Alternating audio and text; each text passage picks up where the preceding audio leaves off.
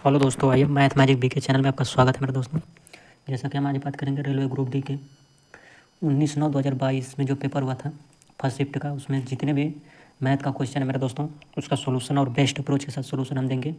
देखिए किस शिफ्ट में हुआ है, फर्स्ट शिफ्ट का पेपर है 19/9/2022 को जो हुआ है।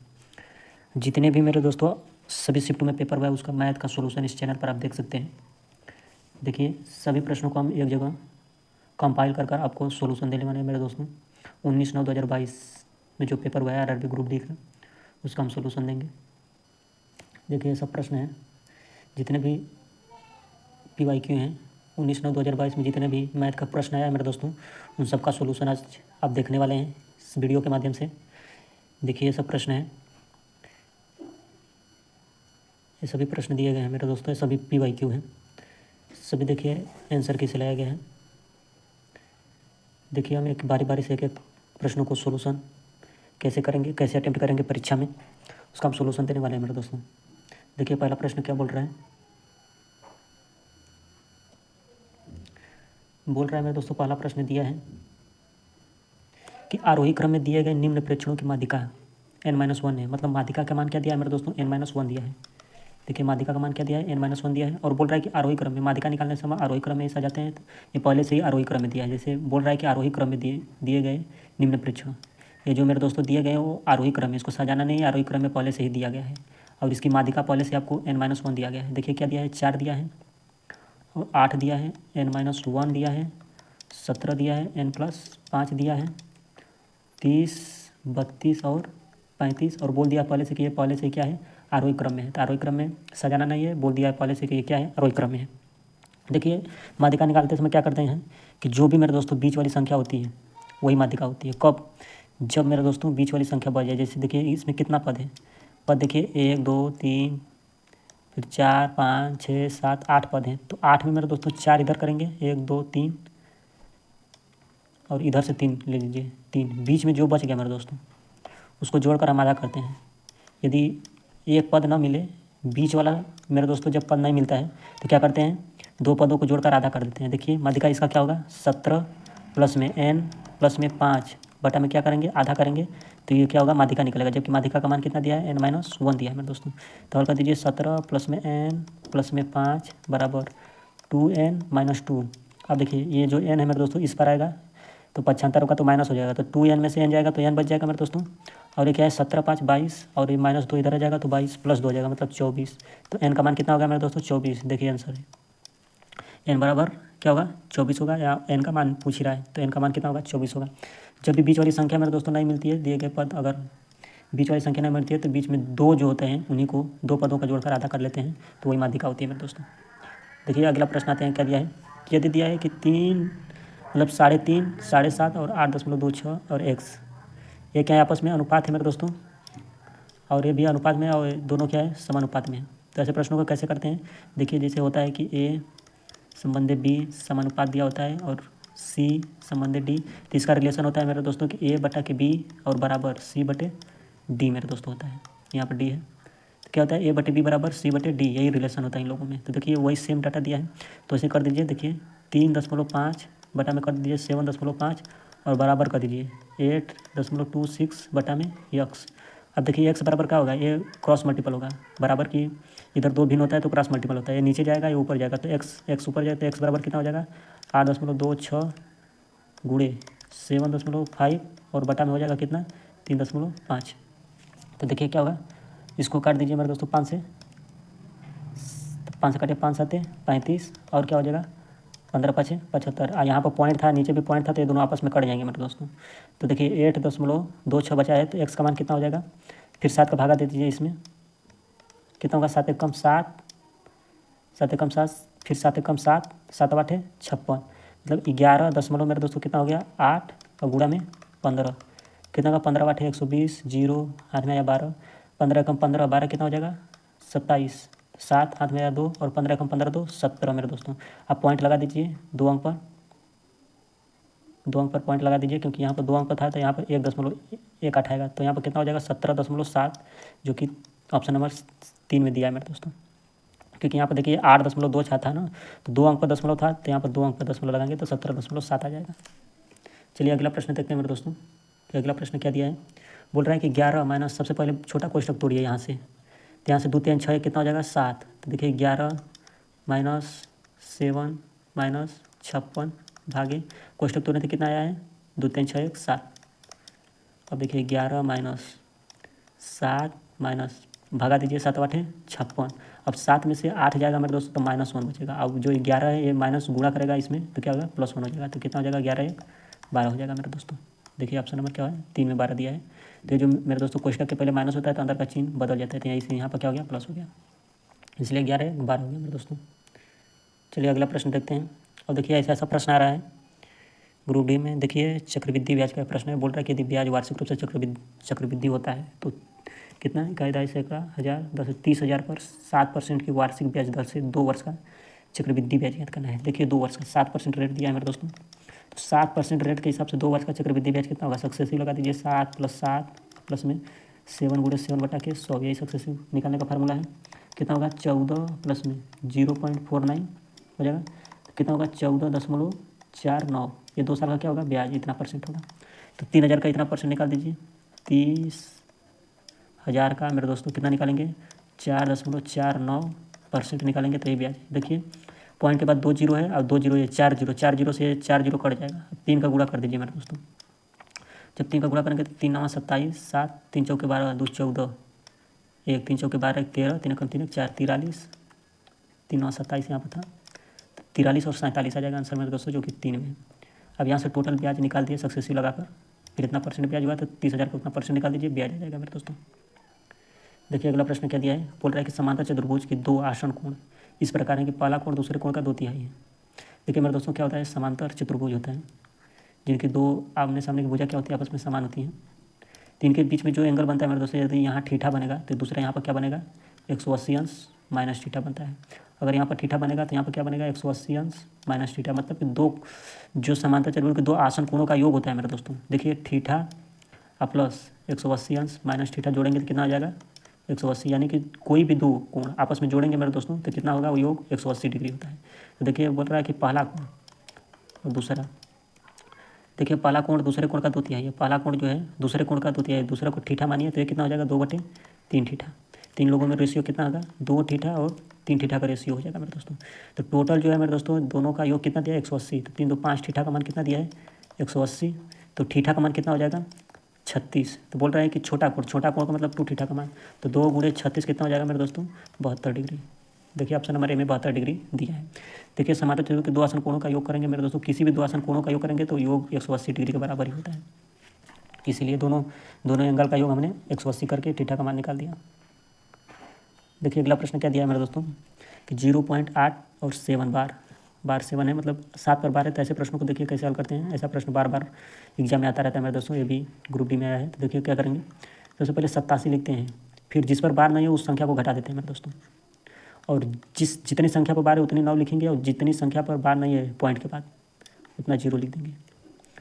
क्या हो गया कितना होगा 87 में से 8 घटाएंगे तो मेरे दोस्तों 79/90 हो जाएगा, जो कि ऑप्शन नंबर 3 में दिया है। चलिए अगले प्रश्न को मेरे दोस्तों देखिए, ये क्या दिया है कि दिए गए व्यंजक को सरल कीजिए। देखिए मेरे दोस्तों इतना लंबा चौड़ा सवाल भी ग्रुप डी के पेपर में आया हुआ है, आपका कैलकुलेशन बहुत ही बेहतरीन होना चाहिए तभी आप ऐसे प्रश्नों को हल कर पाएंगे। देखिए हमने क्या बताया कि जितने संख्याओं पर बार है उतना नीचे 9 लिखना है मेरे दोस्तों, जितने संख्याओं पर बार नहीं है पॉइंट के बाद उसको क्या करना है 0 लिखना है नीचे। देखिए क्या करेंगे ऐसे प्रश्नों में 11 4 5 6 5 लिख दीजिए, और मेरे दोस्तों इसमें से घटाएंगे क्या, जितनी संख्याओं पर बार नहीं है उसको क्या करेंगे मेरे दोस्तों घटा देंगे। तो घटा दीजिए, यहाँ पर देखिए 11 445 पर बार नहीं है, तो इसमें से क्या करेंगे 11 445 क्या करेंगे घटा देंगे मेरे दोस्तों, और बटा में क्या लिखना है कि जितनी संख्याओं पर बार है उतना 9 लिखिए, और पॉइंट के बाद जितनी संख्या पर 45 4 5 पर बार नहीं है 2 संख्या पर तो 2 0 लगा दीजिए, और भागे करिए 267 में क्या 267 को पूरा लिखेंगे, जितनी संख्या पर बार नहीं है 2 पर नहीं है तो 2 को घटा देंगे, और जितनी संख्या पर बार है 9 लिखेंगे, और पॉइंट के बाद एक भी ऐसी संख्या नहीं है जिस पर बार नहीं है तो 0 नहीं लिखेंगे यहाँ पर। देखिए अब 11 45 65 में से 11 45 घटाएंगे तो कितना होगा 11 34 20 हो जाएगा मेरे दोस्तों। घटा कर देख लीजिए 5 में से 5 घटाएंगे 0, 6 में से 4 घटाएंगे 2, फिर 5 में से 1 घटाएंगे तो 4, 4 में से घटाएंगे 3, और यहाँ पर क्या बन जाएगा 1 1, इतना बच गया। और बटा में कितना हो जाएगा 9900। और यहाँ पर गुणा करेंगे तो जो 99 ऊपर हो जाएगा मेरे दोस्तों, और 267 में से 2 घटाएंगे तो 265 नीचे होगा, क्योंकि जब गुणा करते हैं तो भिन्न चेंज हो जाता है, ऊपर का नीचे, नीचे का ऊपर हो जाता है मेरे दोस्तों। अब देखिए 2 9 से यहाँ पर काटेंगे तो कितना बार कटेगा, यहाँ 0 से 0 काट दिए तो यहाँ पर कितना बच गया 10। अब देखिए क्या हो गया मेरे दोस्तों कि 11 34 2 बटा में कितना है 10, और गुणा में 1 बटा के 265। यहाँ पर काट दीजिए 2 5 10, 2 5 10, 2 6 12, 2 7 14, 2 1 2, कितना बच गया मेरे दोस्तों 56 71 बटा में 5। और देखिए मेरे दोस्तों जो भी नीचे कितना है 25 25 25, तो हमें भी कैसे भी नीचे 25 बनाना है, तो इसमें से 5 और ले लीजिए, तो 25 इसको बना दीजिए, और 5 से जब भगा देंगे तो कितना हो जाएगा 53। अब देखिए 53 से ये टोटल कटेगा, इतना पता है कि कटेगा, तभी नीचे 25 बचेगा, क्योंकि हर में सभी के ऑप्शन में 25 है, तो हमको 25 को कुछ नहीं करना है मेरे दोस्तों। 53 जो है पूरी तरह से इतना कटेगा, तो देखिए लगभग 5000 है, और 50 से मान लीजिए तो कम से कम 100 बार जाएगा। और 3 से जब 1 करता है मेरे दोस्तों तो यूनिट डिजिट में 7 ही आना चाहिए, तो 107 में लगभग 107 बार कटेगा।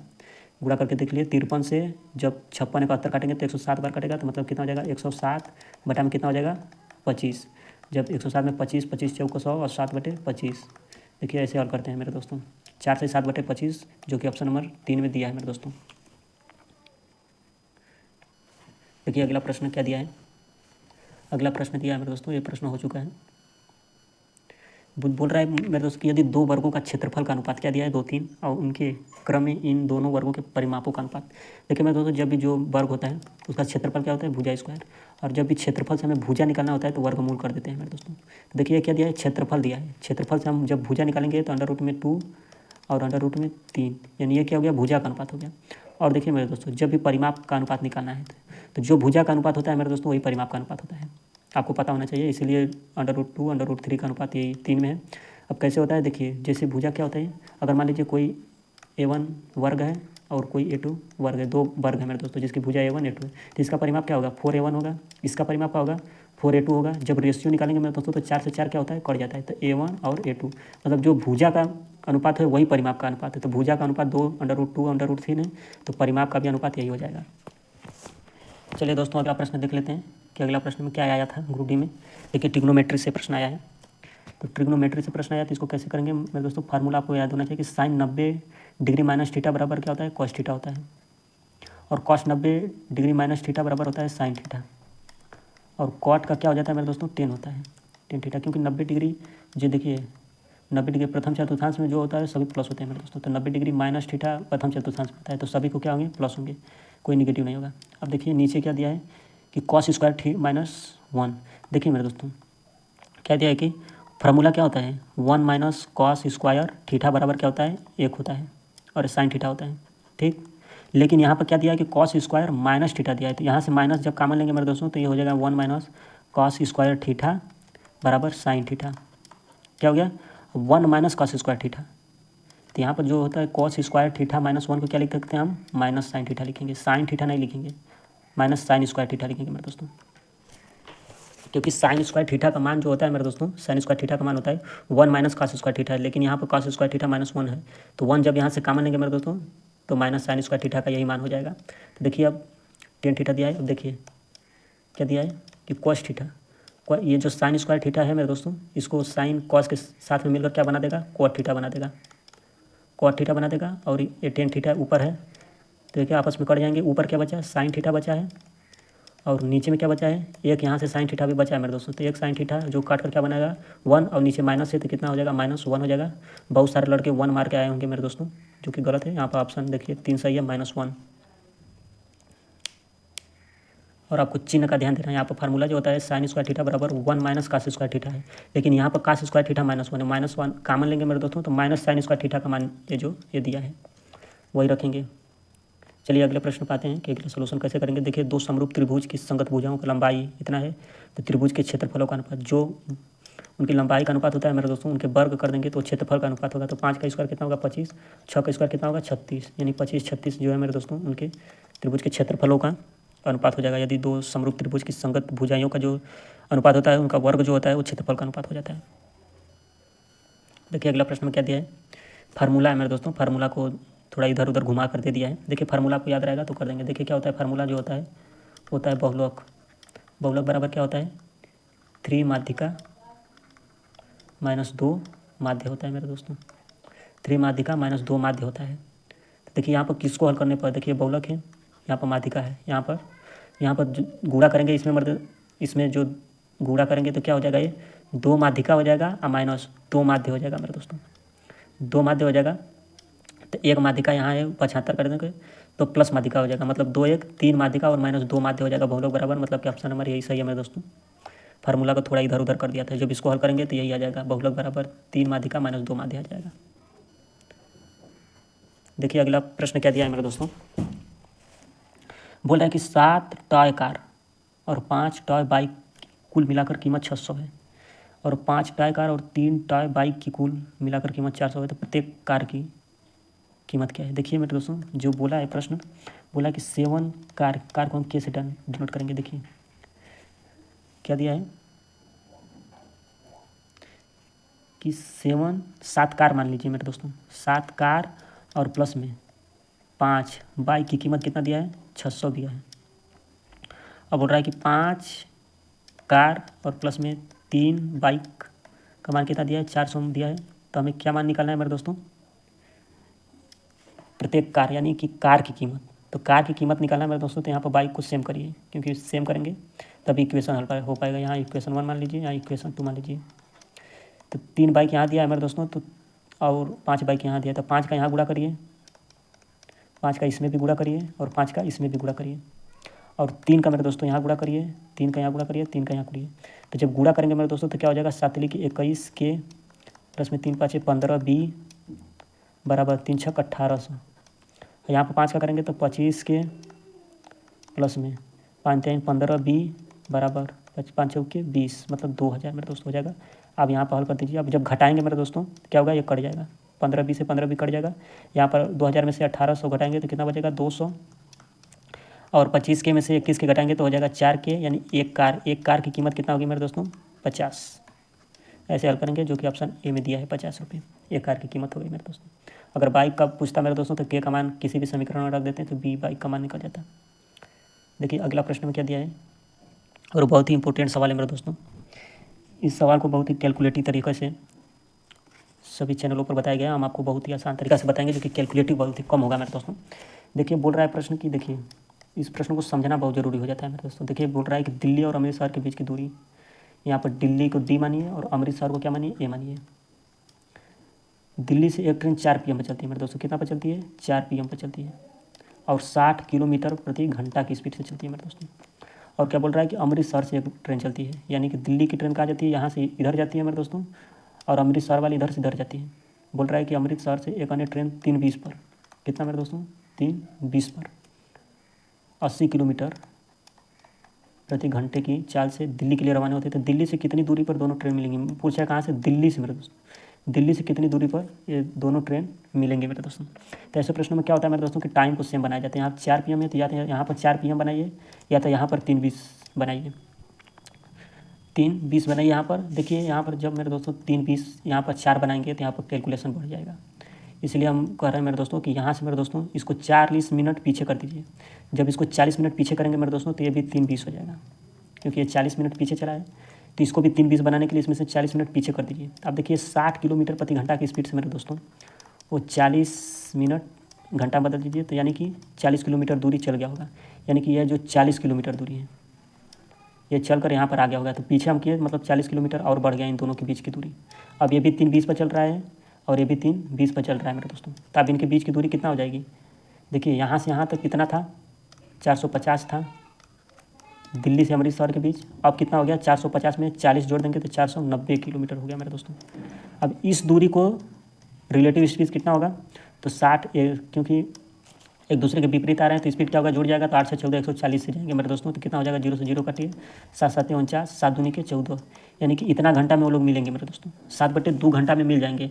तो हम बोल रहे हैं कि अगर डी वाली ट्रेन जो है मेरे दोस्तों कितना 60 की स्पीड से 7/2 घंटा में कितना दूरी चल देगी, तो 2 3 6 30 बार काटिए, 7 के 21, यानी 210 किलोमीटर क्या होगी, चल जाएगी। कहाँ से, यहाँ से मेरे दोस्तों, यहाँ से मान लीजिए जहाँ पे मिले होंगे वहाँ की दूरी जो है मेरे दोस्तों 210 है, लेकिन दिल्ली से और जहाँ मिले हैं यहाँ की दूरी पूछ रहा है, यहाँ से मेरे दोस्तों। तो ये पूरा जो है 210 है, यहाँ से 40 है तो 40 घटा दीजिए। तो जब 210 से 40 घटाएंगे मेरे दोस्तों तो 170 किलोमीटर दिल्ली से जहाँ मिले हैं, दिल्ली से जहाँ मिले हैं वहाँ तक की दूरी हो जाएगी 170 किलोमीटर, जो कि ऑप्शन 3 में दिया है मेरे दोस्तों। और यहाँ पर समझने वाली बहुत बड़ी बात थी। चलिए अगला प्रश्न की ओर देखते हैं मेरे दोस्तों। नहीं समझ में आया तो वीडियो फिर से देख लीजिएगा। बोल रहा है कि आनंद ने एक कार 8,000 में खरीदी और इससे उसे 5% के लाभ पर धीरज को बेचा। देखिए मेरे दोस्तों, कोई व्यक्ति है आनंद, क्या है आनंद, आनंद ने एक कार खरीदा और उसको कितना पर 5% के लाभ पर किसको बेचा है, धीरज को बेचा है मेरे दोस्तों। और धीरज ने इसे कितना पर -4% की हानि पर किसको बेचा है, अनिल को। तो बोल रहा है अनिल का CP ज्ञात कीजिए। अनिल कार के लिए कितनी कीमत मेरे दोस्तों भुगतान किया, यानी अनिल कितना में इस कार को खरीदा। अनिल का CP क्या होगा मेरे दोस्तों, जो धीरज का क्या होगा, SP होगा। जितना में धीरज बेचा होगा मेरे दोस्तों उतना ही में तो ये खरीदा होगा, तो इसका CP क्या होगा, धीरज का SP। तो धीरज का SP निकालिए कि धीरज कितना में बेचा। तो देखिए 8,000 का सामान था, कितना, इकाई, दहाई, सैकड़ा, हज़ार, 10,000, लाख, 8 लाख का सामान था मेरे दोस्तों। 8 पर कितना जीरो है, 2, 3, इतना का सामान था। इसको मेरे दोस्तों सबसे पहले इसने इसको बेचा 5% के लाभ। 5% का मतलब होता है 1/20। 20 का सामान था तो 21 में बेचा होगा मेरे दोस्तों, तो कितना हो जाएगा 20/21। और इस सामान को धीरज कितना बेच रहा है, 4% की हानि पर, मतलब कि 96% पर बेच रहा है मेरे दोस्तों। अब धीरज का क्या हो गया, ये SP हो गया। यही क्या है, अनिल का CP है। इसी को हल करेंगे तो अनिल का क्या निकलेगा, CP निकलेगा, क्योंकि धीरज इतना ही में ही बेच रहा है। तो जितना में धीरज बेचेगा मेरे दोस्तों वही क्या होगा, अनिल का CP होगा। तो इसको हल कर दीजिए। देखिए 1 0 2 0 3 0 तो गया यहाँ से मेरे दोस्तों, कितना बचा 800 बटा में 21 बटा में 96 बटा में क्या हो जाएगा 2, 2 से यहाँ पर काट दीजिए 400, मतलब कि 400 गुणा में 21 गुणा में 96। अब देखिए मेरे दोस्तों, जो भी आंसर होगा मेरे दोस्तों 2 0 लास्ट में होगा। और इकाई अंक देखिए 4 का गुणा 1 मरिए 4, 4 छक 24, यानी 4 के बाद किस ऑप्शन में 2 0 है मेरे दोस्तों। तो देखिए ऑप्शन नंबर 2 ही ऐसा है जो कि 4 के बाद क्या है 2 0, और 4 के बाद यहाँ पर 4 0 तो ये हो ही नहीं सकता है। 4 के बाद 2 0 एक ही ऑप्शन में है, जो कि ऑप्शन नंबर क्या है B2, यही सही है। पूरा गुणा करने की ज़रूरत नहीं है मेरे दोस्तों। देखिए अगला प्रश्न आते हैं। बोल रहा है कि एक दुकान में लैपटॉप की कीमत मेरे दोस्तों, चाहे तो इसमें आप सक्सेसिव लगा सकते हैं मेरे दोस्तों, लेकिन हमको कॉन्सेप्ट से बताते हैं कि कॉन्सेप्ट से किस प्रकार से करेंगे। देखिए कीमत क्या हो गया 35% बढ़ गया। 35% का मतलब कितना होता है, 5 7 35, 5 20 100। 20 का सामान था, 20 का सामान था मेरे दोस्तों, तो कितना हो गया 27 हो गया। कम हो रहा है ना, तो कम कर दीजिए। तो 20 का सामान था मेरे दोस्तों, 7 का कमी हो गया तो कितना बेचेंगे 13 में। अब बोल रहा है बिक्री, बिक्री क्या हो रही है 20% की वृद्धि हो रही है। मैंने 20% का मतलब 5 से क्या हो रहा है 6। 20% का मतलब होता है 1/5, कोई भी सामान 5 है तो बढ़कर क्या हो गया 6। अब देखिए टोटल पूछ रहा है कि दुकानदार को टोटल क्या हुआ, राजस्व पर क्या प्रभाव पड़ा। मैंने 20 25 100, टोटल 100 का सामान था, 13 छक 78 में वो बेच दिया, मतलब कि 22% की क्या हो जाएगी, हानि हो जाएगी, क्योंकि 100 का सामान 78 में बेचेगा तो 22% की क्या होगी, कमी होगी मेरे दोस्तों। तो ऑप्शन नंबर क्या हो गया 4। यहाँ पर सक्सेसिव आप लगाते हैं मेरे दोस्तों, A -A + B -AB/100 अगर करते हैं मेरे दोस्तों सक्सेसिव, तो वो भी उसी तरह भी आ जाता है। देखिए अगला प्रश्न पर चलते हैं। क्या दिया अगला प्रश्न, बोल रहा है कि एक कार्य पूरा करने के लिए कुल देय धनराशि 800 है। सी से कितना में कर रहा है मेरे दोस्तों, C से कितना में कर रहा है 24 दिन में कर रहा है, जबकि B अकेले इस काम को 8 दिन में कर रहा है। A की सहायता से उन्होंने, यानी कि B जो है और C जो है, A की सहायता से A + B + C तीनों मिलकर कितना में कर रहे हैं 3 दिन में कर रहे हैं। तो इस कार्य को पूरा करने में अपने हिस्से के रूप में A को कितना धनराशि, A को धनराशि जो बढ़ती है मेरे दोस्तों वो कैपेसिटी पर बढ़ती है, मतलब क्षमता जिसका जितना रहेगा उसमें बढ़ेगी। तो इसका क्षमता पहले टोटल कार्य निकालिए। मान लीजिए कि 24 यूनिट क्या है टोटल कार्य, क्योंकि 24 इनका LCM आएगा मेरे दोस्तों। तो 24 से कम 24, C की क्षमता क्या होगी 1, B की क्षमता क्या होगी 8 की 24, और A B C का क्षमता क्या है 3 8 24, यानी कि C और B मिलाकर कितना क्षमता हो गया 4। C और B का 4 हो गया, तो A का कितना हो जाएगा 4, तभी 4 + 4 8 होगा। तो A का कितना क्षमता है 4 क्षमता है मेरे दोस्तों। तो टोटल पैसा 800 है, तो टोटल तीनों का क्षमता कितना हो जाएगा 3 1 4 4 8। A B C का क्षमता जो है 8 यूनिट का मान 800 दिया है, 1 यूनिट का मान कितना हो जाएगा 100। तो A की क्षमता 4 है तो 4 यूनिट का मान 400 मेरे दोस्तों। ऑप्शन नंबर 3 400 हो जाएगा A का हिस्सा। चलिए मेरे दोस्तों अगला प्रश्न देखिए क्या आया था ग्रुप D में। बोल रहा है मेरे दोस्तों द्विघात समीकरण 5x² + 7x + 4 = 0 के मूल किस प्रकार के मूल हैं। देखिए मेरे दोस्तों मूल निकालने के लिए क्या होता है कि B² - 4AC लगाते हैं। यदि इसका मान 0 के बराबर आ जाए मेरे दोस्तों तो क्या होंगे, इसके मूल समान होते हैं। यदि मेरे दोस्तों 0 से मान बड़ा हो गया तो क्या होते हैं, वास्तविक होते हैं इनके मूल। अगर 0 से क्या होगा छोटा होते हैं मेरे दोस्तों तो इनका वास्तविक मूल्य क्या होते हैं, काल्पनिक होते हैं, मतलब कि वास्तविक नहीं होते हैं। देखिए यहाँ पर क्या दिया है, ए का मान 5, बी का मान 7, सी का मान 4 दिया है, तो बी स्क्वायर करिए, मतलब 7 का स्क्वायर 49 माइनस 4 गुणे ए का मान 5 और सी का मान 4, तो 49 माइनस 5 चौके 20, 20 चौके 80, मतलब मेरे दोस्तों क्या हो गया मान, जीरो से कम आ रहा है, क्योंकि माइनस में आ रहा है तो जीरो से कम है, तो जीरो से जब कम है मेरे दोस्तों तो क्या होगा, वास्तविक तो होगा नहीं, और केवल वास्तविक तो होगा नहीं क्योंकि असमान मूल। वास्तविक यहाँ पर भी नहीं होगा, क्यों, क्योंकि वास्तविक तभी होता है मेरे दोस्तों जब जीरो से बड़ा होता है। यहाँ पर माइनस है, माइनस का मान जो है जीरो से भी छोटा होता है, तो यहाँ पर एक ही ऑप्शन होता है कि वास्तविक नहीं है, मतलब काल्पनिक है, उसी को बोलते हैं कि वास्तविक नहीं है। तो ऑप्शन नंबर क्या होगा, 3 हो जाएगा।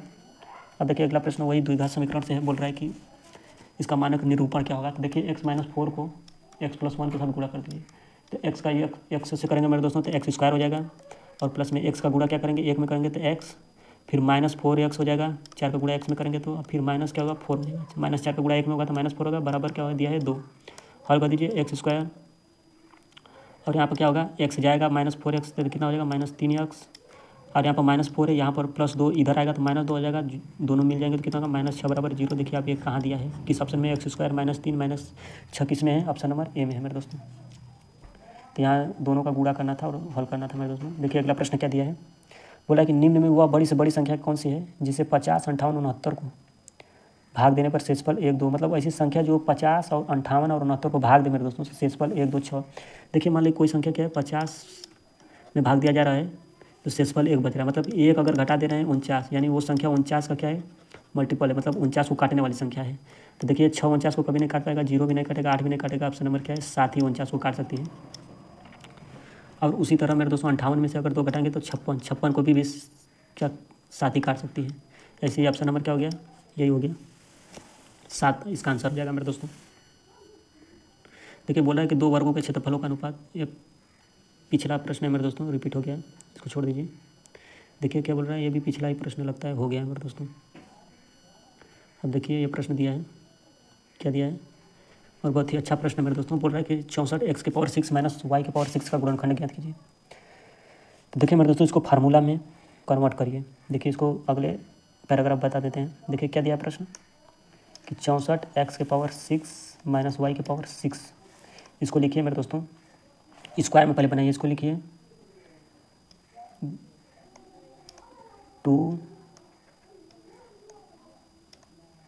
2x का क्यूब करिए मेरे दोस्तों, इसका स्क्वायर कर दीजिए, माइनस y का क्यूब करिए, इसका भी क्या कर दीजिए स्क्वायर कर दीजिए। अब यहाँ पर फार्मूला लगा दीजिए, कौन सा, ए स्क्वायर माइनस बी स्क्वायर वाला, क्या होता है एक में प्लस होता है ए प्लस बी और एक में माइनस होता है, तो ये फार्मूला लगा दीजिए। यहाँ पर जो 2x घन है मेरे दोस्तों ए मानिए, y घन को b मानिए, तो क्या करेंगे ए प्लस बी करेंगे, यानी 2x घन और प्लस में y घन, और यहाँ क्या होगा 2x घन माइनस y घन।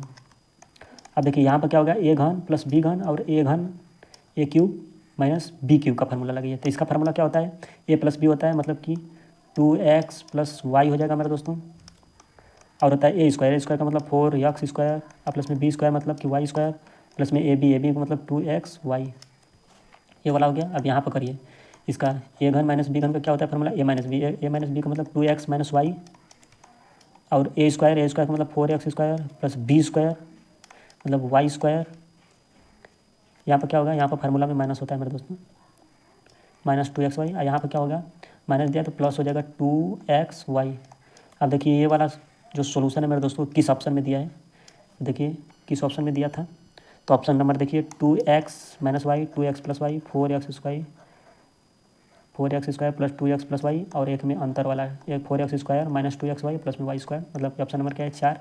देखिए सेम डाटा जो निकालें, देखिए एक 2x प्लस वाई है और 2x माइनस वाई दिया था, 4x square plus Y square minus 2x Y, और वही सेम डाटा प्लस के साथ 4x स्क्वायर प्लस में वाई स्क्वायर प्लस में 2x वाई।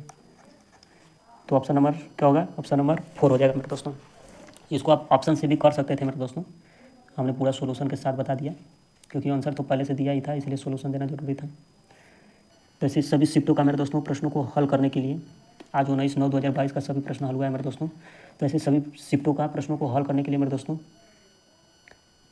हमारे चैनल को लाइक एवं सब्सक्राइब जरूर करिए, और वीडियो अच्छी लगे शेयर भी कर दीजिए मेरे दोस्तों।